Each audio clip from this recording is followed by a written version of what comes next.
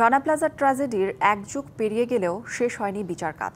মর্মান্তিক এ দুর্ঘটনায় দায়ের করা হত্যাসহ ৩টি মামলার সাক্ষ্য গ্রহণেই আটকে আছে।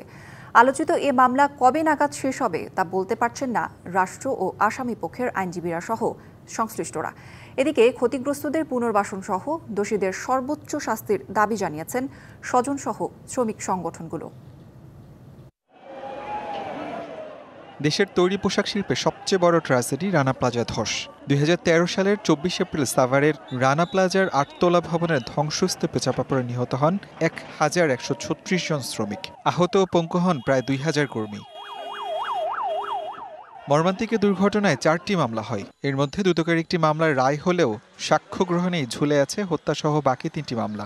৮ বছর আগে ২০১৫ সালের ২৬ এপ্রিল হত্যা মামলায় ভবন মালিক সোহেল রানাসহ ৪১ জনকে আসামি করে অভিযোগপত্র দেয় সিআইডি। মামলার রাষ্ট্রপক্ষে ৫৯৪ সাক্ষীর মধ্যে ১২ বছরের সাক্ষ্য দিয়েছে মাত্র ৯৪ জন।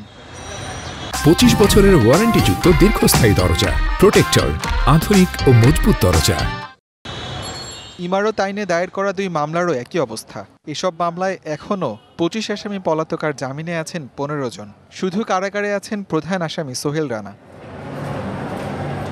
এ মামলায় রানার প্রতি অবিচার করা হচ্ছে অভিযোগ করে তার আইনজীবী আশা করেন ন্যায় বিচার পেলে খালাস পাবেন তিনি। ১২টা বছর তার জীবন থেকে চলে যাচ্ছে, যদি সে খালাস পায় কে তাকে এই ১২টা বছর তার জীবন থেকে ফিরিয়ে দিবে? রানার প্রতি অবিচার করা হচ্ছে। আমরা প্রতিটি ধার্য তারিখে জামিন চাই, কিন্তু জামিন পাচ্ছি না।